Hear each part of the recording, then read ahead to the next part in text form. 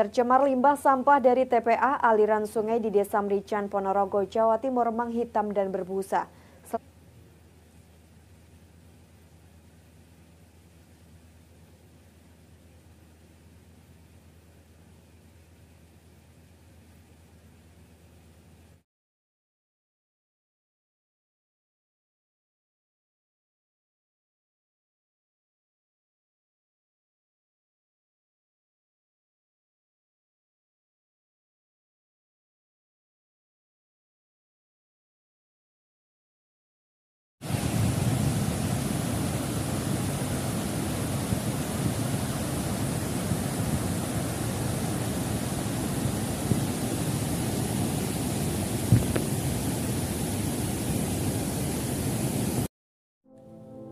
Sungai Bedadung adalah sebuah sungai yang terletak di Kabupaten Jember, Provinsi Jawa Timur, Indonesia.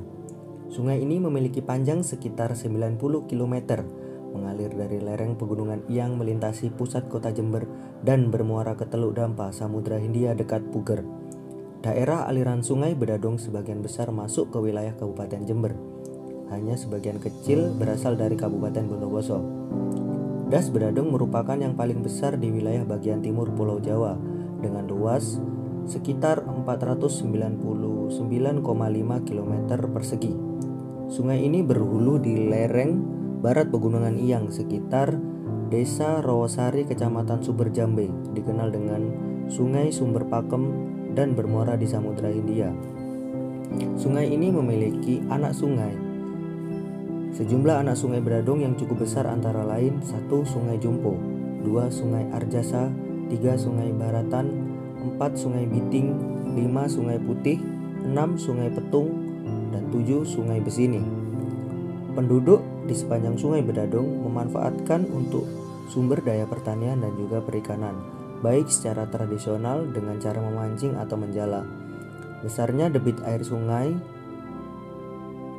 ini juga dimanfaatkan untuk pengairan lahan dengan luas sekitar 93.040 hektar yang tersebar di sepanjang aliran sungai. Namun, banyak sekali permasalahan lingkungan yang terjadi di Sungai Bedadung, yaitu buruknya kualitas air sungai akibat pencemaran limbah domestik.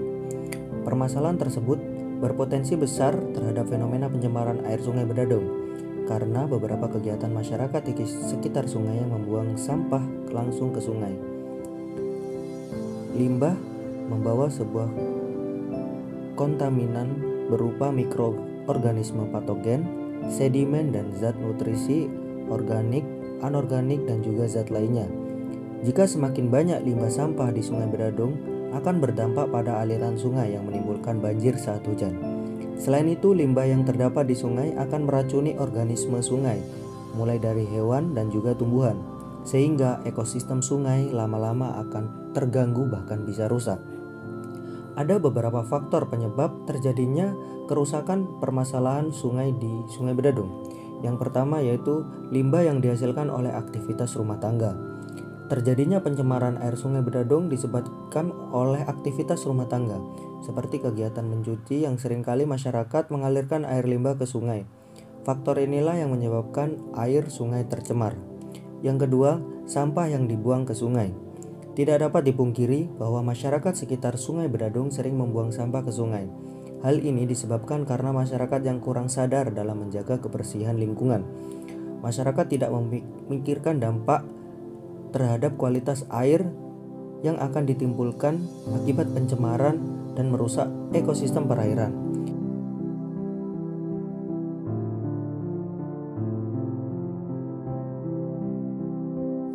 Ada beberapa solusi yang dapat dilakukan untuk mengurangi pencemaran Sungai Bedadung. Yang pertama yaitu dengan membersihkan aliran sekitar sungai. Melakukan pembersihan sampah di kawasan Sungai Bedadung tentu saja memberikan dampak yang positif bagi keberlangsungan ekosistem yang ada di sungai. Hal ini bisa dilakukan ketika setiap orang memiliki kesadaran untuk menjaga kebersihan dengan cara tidak membuang sampah ke sungai.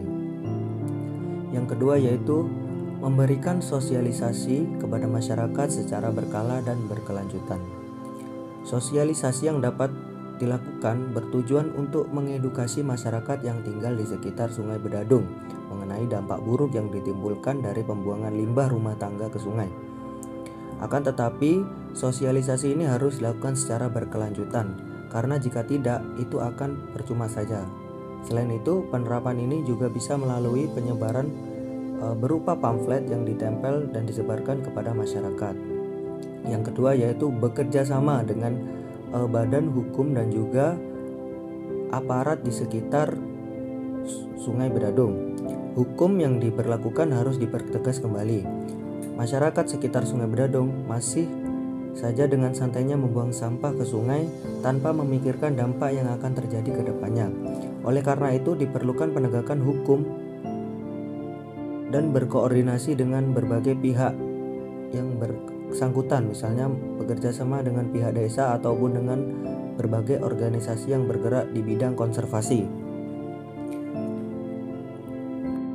Mungkin cara tersebut masih dinilai kurang efektif dalam menyelesaikan permasalahan yang begitu kompleks mengenai fenomena pencemaran sungai. Namun, jika hal tersebut dilakukan secara berkala dan setiap lapisan masyarakat mau bekerja sama, maka langkah kecil yang dapat dilakukan tersebut akan menimbulkan dampak besar di kemudian hari. Dengan hal tersebut, lama-kelamaan pencemaran sungai dan permasalahan-permasalahan yang ada di sungai tersebut akan dinetralisir dan juga dapat dikurangi.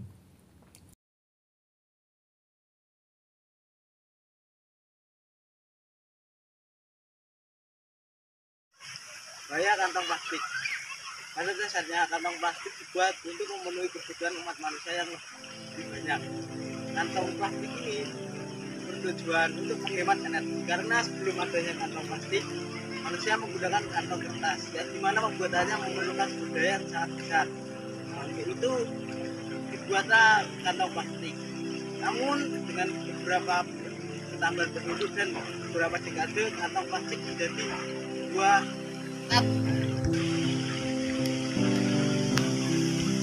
namun pada beberapa dekade ini kantong plastik yang penggunaannya semakin banyak memiliki dampak negatif, antara lain yaitu pengurangan sampah plastik yang sangat lama. Seperti dilihat pada benda ini, pada kantong plastik ini umurnya lebih dari beberapa tahun, namun keadaannya masih sangat baik. Lalu lihat sungai ini banyak sekali sampah, dan untuk mengurangi sampah plastik ini diperlukan beberapa tahun. Ya, kantong plastik selanjutnya adalah dapat dilihat bahwa apabila dan dapat bahaya sampah terakhir adalah asap dari pembakaran sampah. Beberapa pihak mencoba untuk mengurai sampah dengan cara membakar, tapi asap dari sampah tersebut mengandung dioksin, dan apabila terhirup ke dalam paru-paru manusia akan menimbulkan beberapa penyakit seperti kanker. Nah, itu cara yang efektif dalam mengurai sampah plastiknya itu ditanam. Ya, dari saya, terima kasih. Sama-sama.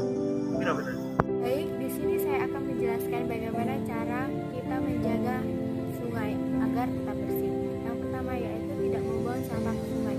Karena jika kita membuang sampah di sungai, sampah dapat menumpuk dan akan mencemari air sungai, sehingga mengakibatkan bibit-bibit penyakit tumbuh di sungai tersebut. Yang kedua yaitu tidak menggunakan racun ikan, karena jika kita terus-menerus menggunakan racun ikan, ekosistem di sungai akan rusak. Yang ketiga yaitu tidak membuang bahan kimia seperti obat-obatan, nitrat, dan pestisida. Hal tersebut juga akan mencemari air sungai jika air sungai tersebut digunakan sebagai sumber air penduduk setempat. Yang keempat yaitu pengolahan air limbah, karena air limbah sendiri dapat menyebabkan tercemarnya air sungai.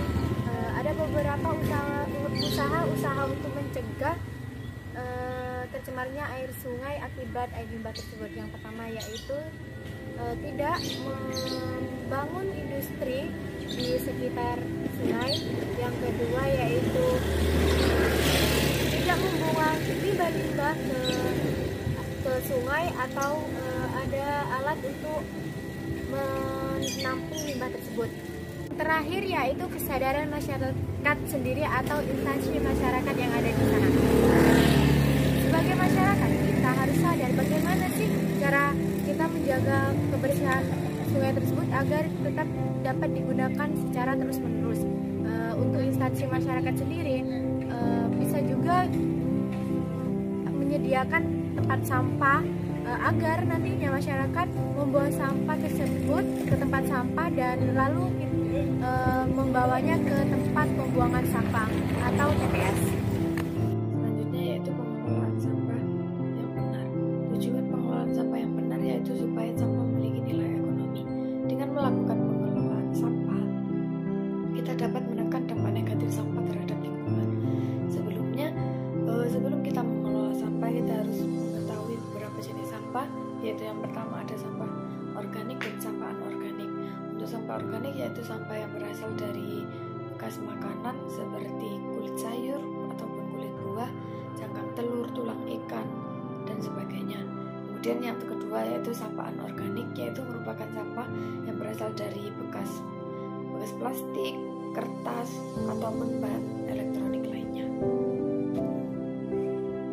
Oke, di sini sekarang saya akan menjelaskan bagaimana cara pengelolaan sampah yang baik dan benar. Yang pertama, pisahkan tempat sampah antara sampah organik dan sampah anorganik. Yang kedua, ganti alas plastik sampah menjadi kardus bekas ataupun koran bekas. Yang ketiga, ubah sampah organik menjadi kompos. Yang keempat, mendaur ulang sampah anorganik yang kering. Yang kelima, mengelola sampah berbahaya. Yang keenam, yang terakhir yaitu meminimalisir penggunaan plastik. Jadi sebisa mungkin kita harus bisa meminimalisir penggunaan plastik di kehidupan kita. Contoh seperti saat kita berbelanja, kita tidak harus menggunakan kantong plastik. Kita bisa menggunakan tas belanja yang lebih ramah lingkungan